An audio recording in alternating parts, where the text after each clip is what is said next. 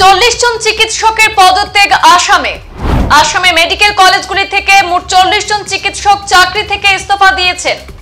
হঠাৎ একসাথে ইস্তফা দিলেন বিভিন্ন মেডিকেল কলেজের মোট 40 জন চিকিৎসক। গুয়াহাটি মেডিকেল কলেজ থেকে 16 জন, জোরহাট মেডিকেল কলেজ থেকে 13 জন, আসাম মেডিকেল কলেজ থেকে 11 জন চিকিৎসক চাকরি থেকে ইস্তফা দিয়েছেন বলে খবর। আসামের 40 জন চিকিৎসকের পদত্যাগকে কেন্দ্র করে তীব্র প্রতিক্রিয়া দেখা দিয়েছে।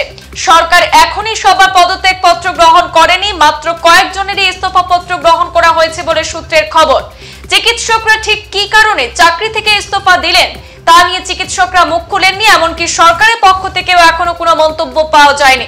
তবে ধারণা করা হচ্ছে মেডিকেল কলেজগুলির দুরবস্থা তাদের চাকরি ছাড়তে বাধ্য করেছে। আবার কেউ কেউ মনে করেন মেডিকেল কলেজগুলিতে বেশি অর্থ রোজগারের সুযোগ কম, তাই বেসরকারি হাসপাতালে, নার্সিং হোমে প্রাইভেট প্র্যাকটিস করে রোজগার বেশি হবে, এই আশাতেই তারা চাকরি ছাড়ার ইচ্ছা প্রকাশ করেছেন। সঠিক কারণ এখনো পর্যন্ত জানা যায়নি। একসঙ্গে এতজন চিকিৎসক চাকরি ছেড়ে দিলে সরকারের অস্বস্তি বাড়বে বলে ধারণা করা হচ্ছে। আরো একবার জানাচ্ছি, 40 জন চিকিৎসকদের পদত্যাগ আসামে মেডিকেল কলেজগুলি থেকে মোট 40 জন চিকিৎসক চাকরি থেকে ইস্তফা দিয়েছেন। হঠাৎ একসাথে ইস্তফা দিলেন বিভিন্ন মেডিকেল কলেজের মোট 40 জন চিকিৎসক। গুয়াহাটি মেডিকেল কলেজ থেকে ইস্তফা দিয়েছেন 16 জন চিকিৎসক, জোরহাট মেডিকেল কলেজ থেকে ইস্তফা দিয়েছেন 13 জন এবং আসাম মেডিকেল কলেজ থেকে 11 জন চিকিৎসক চাকরি থেকে ইস্তফা দিয়েছেন বলে খবর।